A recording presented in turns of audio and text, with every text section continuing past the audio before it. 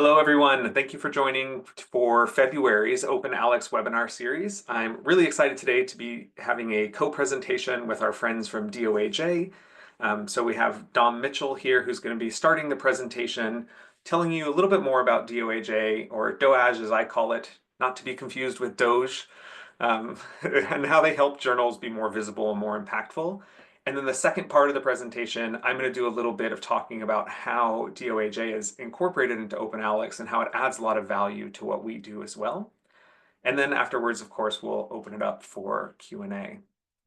So Dom, please, over to you. Thanks, Kyle. And thank you and welcome to everybody who is joining us today. I'm going to kick off today's webinar by explaining a little bit about how DOAJ helps journals be visible on the internet and how it helps them have more impact.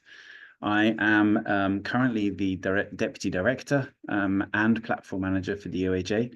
I've been at DOAJ for 12 years. LinkedIn kindly reminded me this morning. I have been developing the platform really over those 12 years with our technical partners who are based in the UK. So a little bit about us.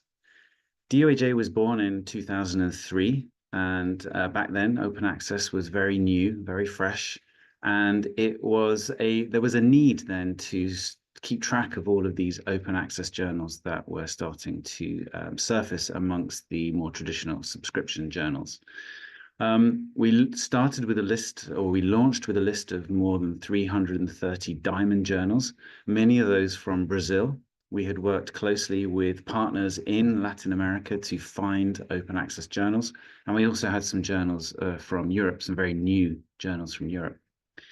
Back then, we were launched as a service as part of a Swedish university library.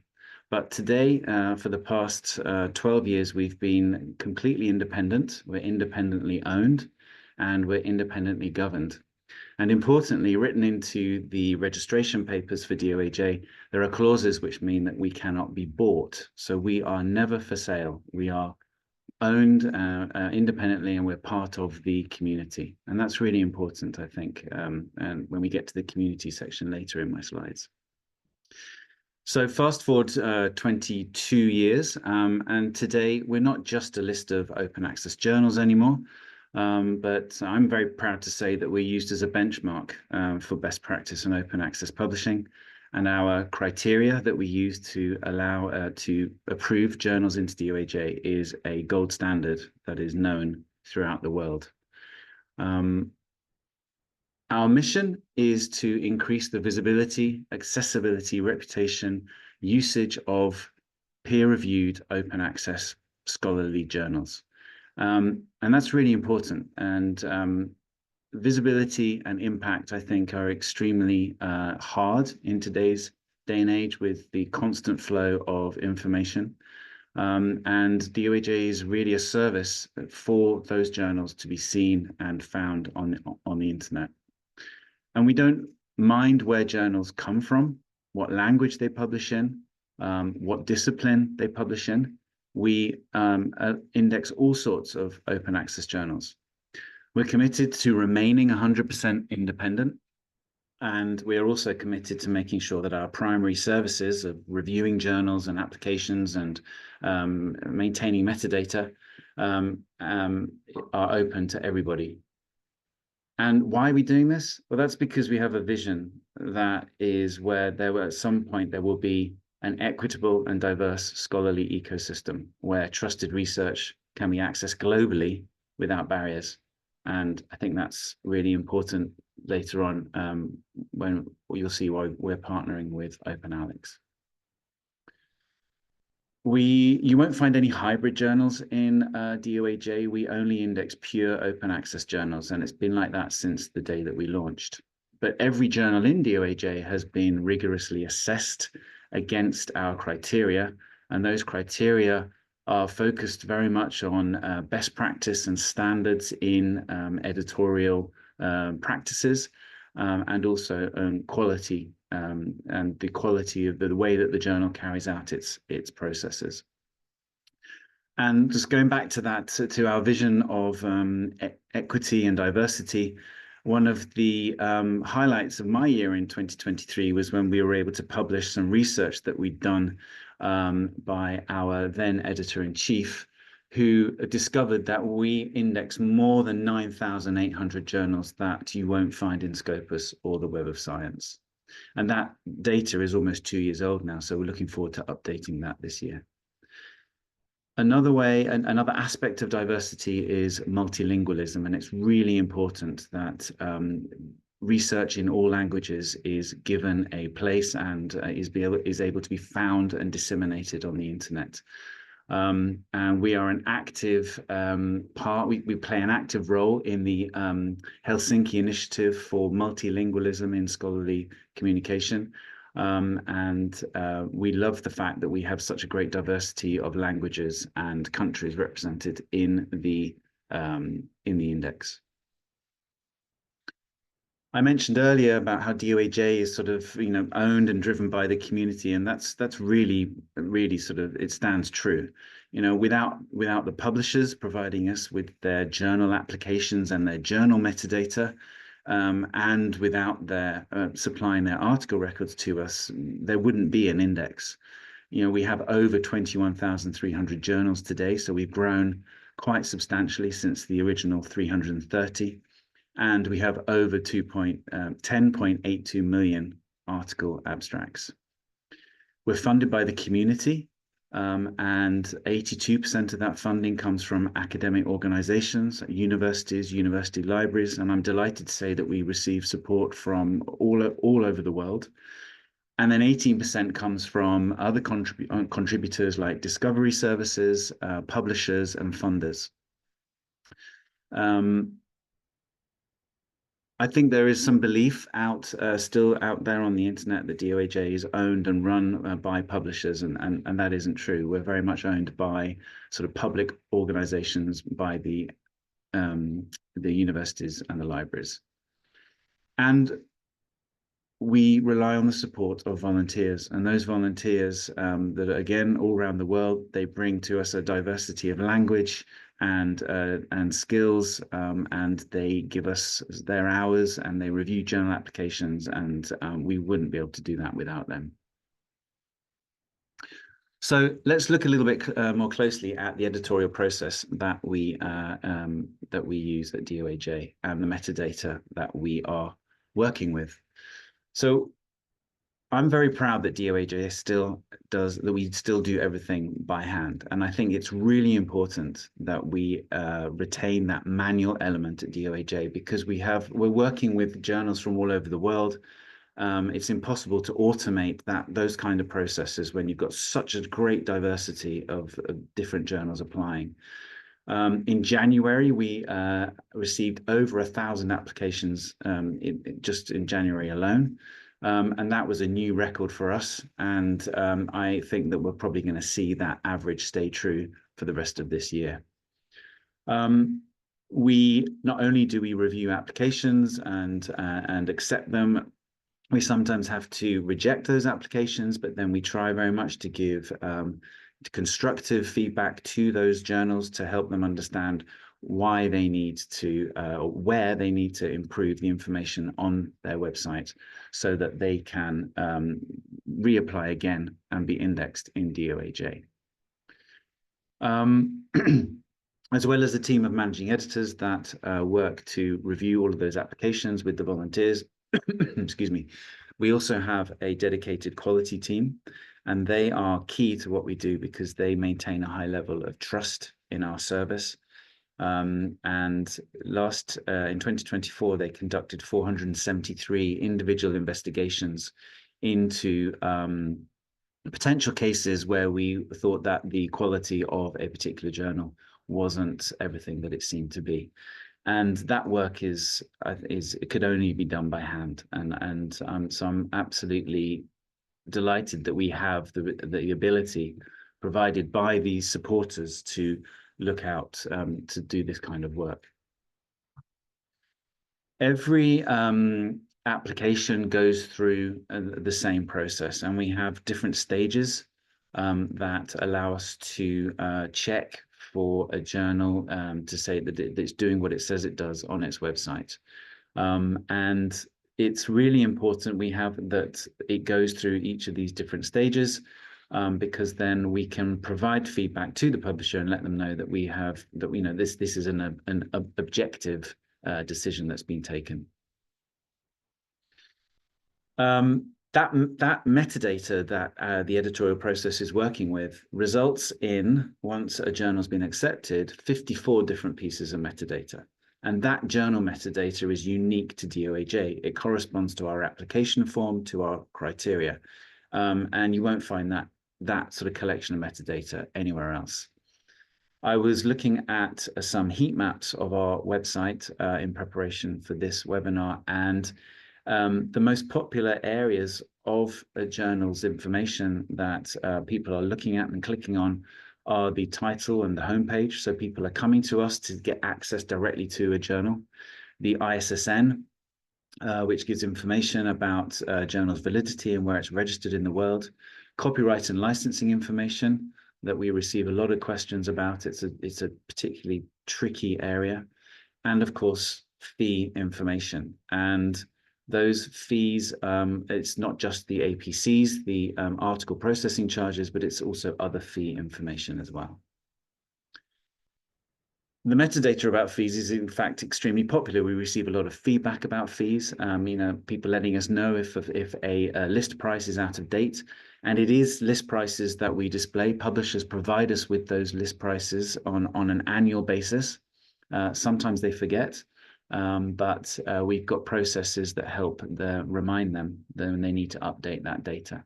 And there is information about other fees as well. And that's really important because there are lots of new business models cropping up all the time around APCs. Often APCs are given a different name, and we want to collect that information as well. We don't want anyone submitting to that journal to have any surprises about whether, that they're suddenly going to be faced with a charge. And importantly, publishers give us information about waivers. So all that work that we do on the metadata, well, what happens after that? So a journal is indexed. How do we help that journal achieve greater impact and greater visibility?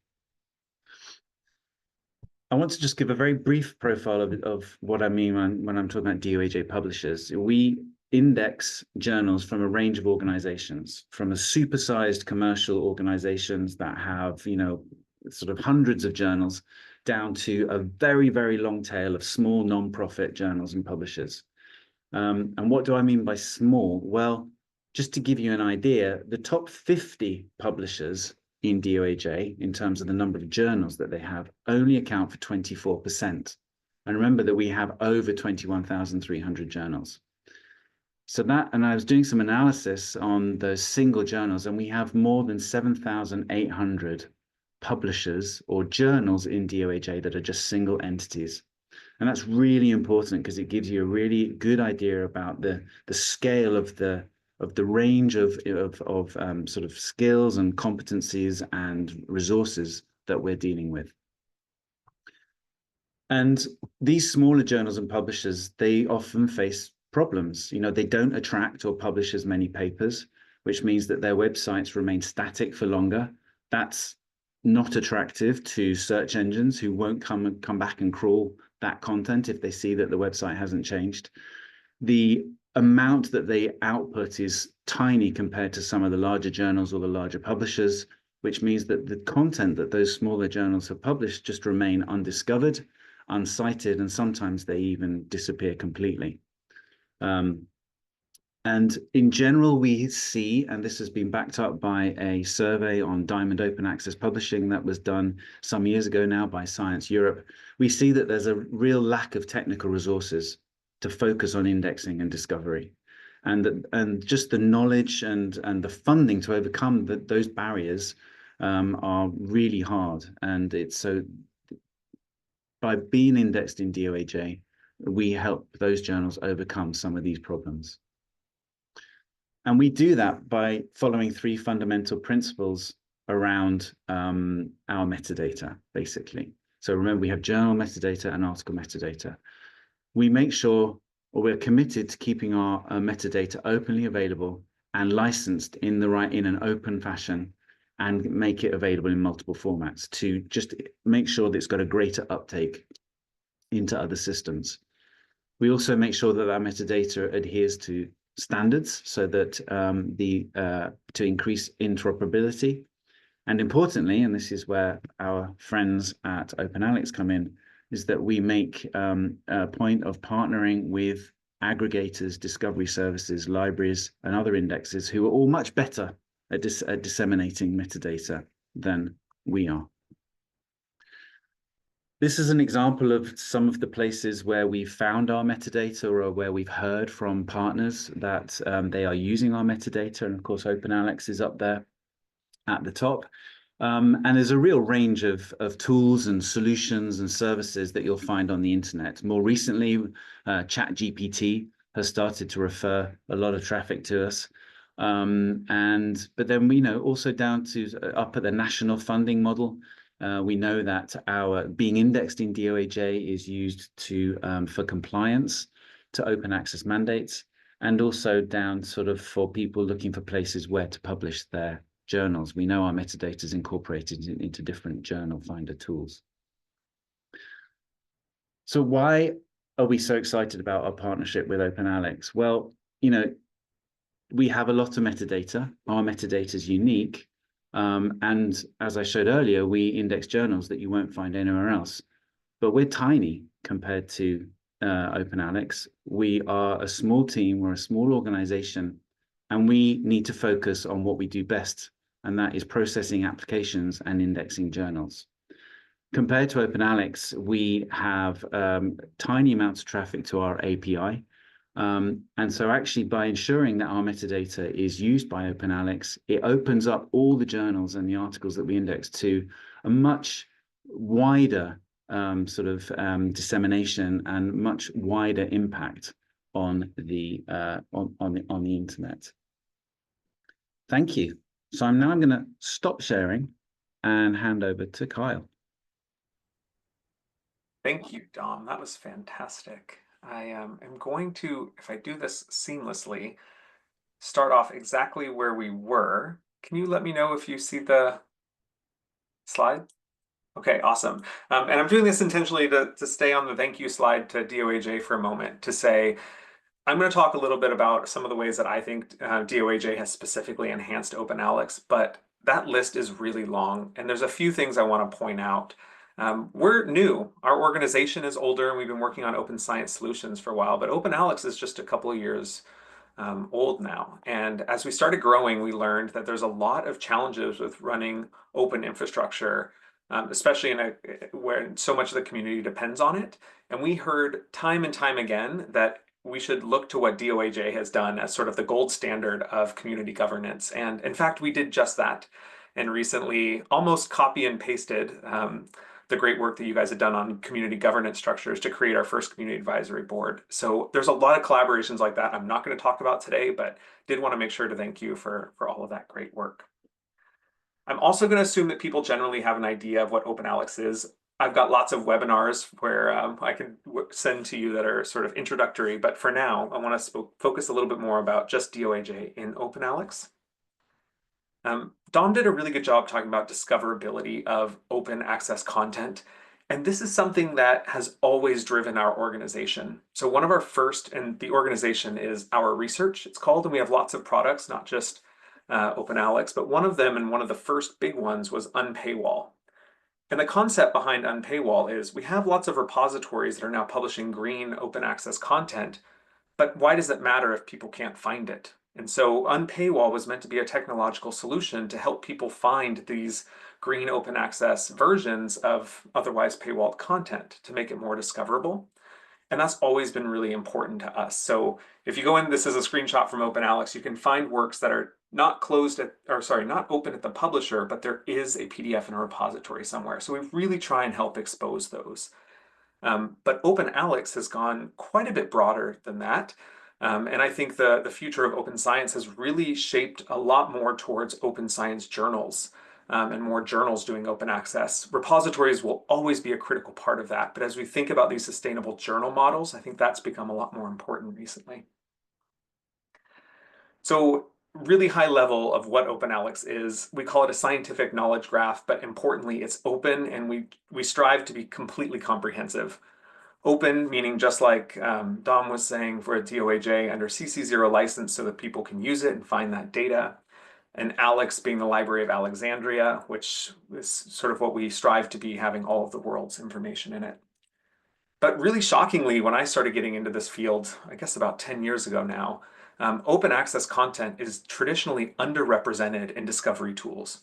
And Dom, I really liked that stat you had on the journals that aren't in Scopus. It'd be great to collaborate with you on updating that. This was another paper that came out recently just showing the coverage of open access journals in Scopus, Web of Science, and OpenAlex. And the bar on the left that's so much higher than all the others are the open access journals that you can only discover in OpenAlex. You can't discover in Scopus and Web of Science. So shockingly, these are the tools that people are using to do systematic reviews, research assessment, even to gauge how well open access is working. And the bulk of open access journals aren't discoverable in those. So this is really important to us. But one of the challenges we have at OpenAlex is that we try and be as comprehensive as possible. But a lot of the people who use our data are used to using Scopus and Web of Science, and they've been told that these are quality filters, whereas we don't do that. We have this really broad sort of take. And it's very similar to what DOAJ does, but they've done something that we simply cannot do, which is to create these processes of coming through sort of a rigorous what is sort of quality for these journals based on their criteria. And that's why it's really important for us to use that as a filter. So two things I want to talk about. Two really important metadata fields we have in OpenAlex. One is it in DOAJ? And that's a binary yes or no, or true or false, I guess, for journals. And this helps you find journals on specific topics that are indexed in DOAJ. It's met their criteria. And then the second really important use case are these APC list prices. And I'll talk a little bit about that as well. I should mention that just like Dom said, there is a repository of works in DOAJ as well, and we do ingest that. So we are able to create works and get more metadata from works to put into OpenAlex, and that is a huge value. And so I don't want to understate that by not talking about it, but I do want to talk about these two filters. So OpenAlex, you can go on the openalex.org, and I'll show that in a moment with a couple of these use cases before the Q&A. You can also use our API or download the entirety of the snapshot.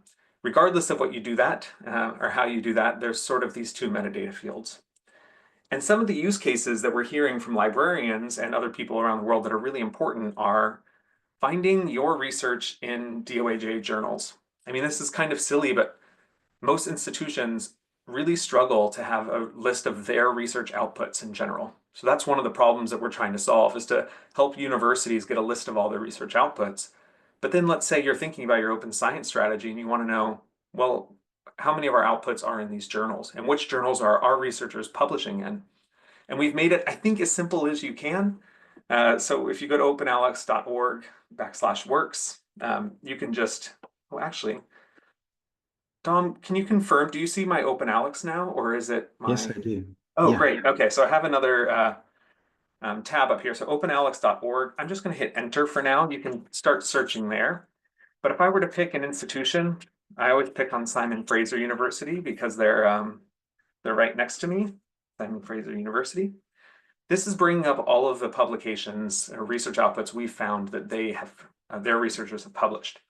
All you have to do now is add a filter for DOAJ. There's two ways you can do that. One, you can hit this plus sign, but I think you can also just add, yeah, you can click DOAJ, and now it's finding all of their works that are published in journals that are registered in DOAJ.